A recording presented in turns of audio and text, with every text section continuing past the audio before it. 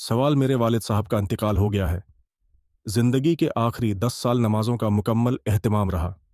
मुमकिन है कभी 1-2 नमाजें छूट जाती हूँ, और उससे कबल बलूगत के बाद से 45 साल में नमाजों का कुछ न कुछ मामूल था, यानी दिन की 2 या 3 नमाजें हो जाती थीं। अब मालूम करना है, 1, उन तमाम नमाजों का हिसाब कैसे लगाया जाए। 2, उन नमाजों को उनकी तरफ से क्या कोई और अदा कर सकता है।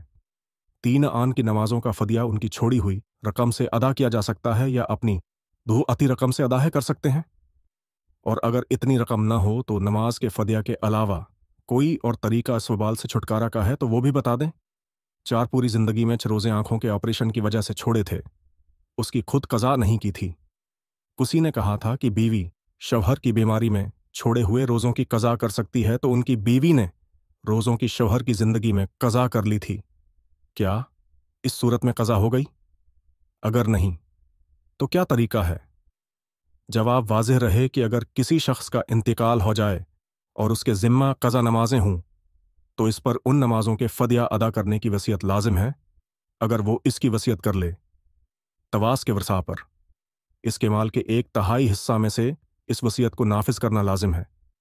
अगर उन नमाजों के फदिया की रकम 1/3 से ज़ायद हो तो ज़ायद रकम तमाम वरसा की इजाज़त से अदा की जा सकती है, और अगर उसने वसीयत नहीं की तो वरसा पर उन नमाजों का फदिया अदा करना ज़रूरी नहीं है।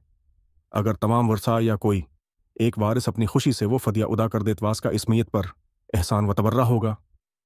एक और तबियो, अगर बलूग के वक्त से अब तक कज़ाशुदा नमाजों की तादाद मुतय्यना तौर पर मालूम हो, तवास के मुताबिक फदिया अदा किया जाएगा, और अगर मुतय्यना तौर पर तादाद मालूम न हो सकती तो गालिब गुमान के मुताबिक इन नमाजों का हिसाब लगाकर, इनसे कुछ ज़्यादा का हिसाब रखकर उसके मुताबिक फदिया अदा किया जाएगा। दोमियत की कज़ाशुदा नमाजों और रोज़ों को और कोई उनकी तरफ से अदा नहीं कर सकता। हाँ, उनका फदिया अदा कर सकता है। 3, अगर अमीत ने फदिया अदा करने की वसीयत की हो तो उनके तरका के 1/3 हिस्सा से उसको नाफिज करना वरसा पर लाजिम होता है। उल्डिया रकम 1/3 से ज़ायद होने की सूरत में तमाम वरसा की इजाज़त से अदा किया जा सकता है, और अगर कोई एक वारिस अपनी तरफ से वो फिदिया अदा करना चाहे तो अदा कर सकता है।